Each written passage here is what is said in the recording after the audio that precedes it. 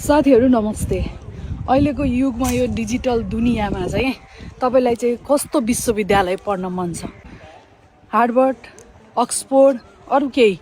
तर म आज एउटा यस्तो विश्वविद्यालयमा छु जसलाई चाहिँ विश्वकै पहिलो आवासीय विश्वविद्यालय भनिन्छ, नालन्दा युनिभर्सिटी। यो बिहारमा छ र यो युनिभर्सिटी आउँदै गर्दाखेरि यहाँका धेरै कुराहरू छन्।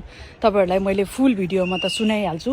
त्यसमध्येको एउटा इम्पोर्टेन्ट कुरा के हो भने एउटा मान्छेको अहंकारले, एउटा मान्छेको भनौँ न युगोले चाहिँ कसरी विश्वविद्यालय ध्वस्त हुन्छ भन्ने कुरा चाहिँ हामीले जान्नुपर्ने हुन्छ। कुनै बेलामा बख्तियार खिलजी नामक एक व्यक्ति यो विश्वविद्यालयमा आए। उनी बिरामी थिए अनि बिरामी भइसकेपछि चाहिँ उनले औषधि मागे। यहाँ चाहिँ मनोविज्ञानको पढाइ हुन्थ्यो, यहाँ अर्थशास्त्रको पढाइ हुन्थ्यो, यहाँ चाहिँ गणितको पढाइ हुन्थ्यो हैन। यहाँ चाहिँ सबै थोकको ज्ञान थियो यो ठाउँमा। अनि त्यसपछि उनी आइसकेपछि चाहिँ सन्चो भए। उनले त्यो औषधि खाएर उनी सन्चो भए।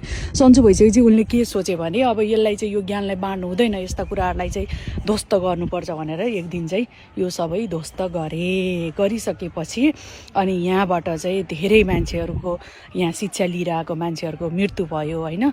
अनि अब यो मृत्यु त मान्छे त हुन्छ तर यसको ज्ञान त हुँदैन नि त, यसको ज्ञान त सकिँदैन। त्यसपछि मान्छेहरू भागेर तिब्बत नेपालसम्म पुगे र फेरि सबै थोकको ज्ञानहरू चाहिँ फैलिँदै गयो। अहिले चाहिँ म त्यही पुरानो युनिभर्सिटीमा छु अनि नयाँ चाहिँ अर्को ठाउँमा छ। यहाँको फुल भिडियो त आइ नै हाल्छ। अनि युट्युब च्यानललाई सब्स्क्राइब गर्नुहोला।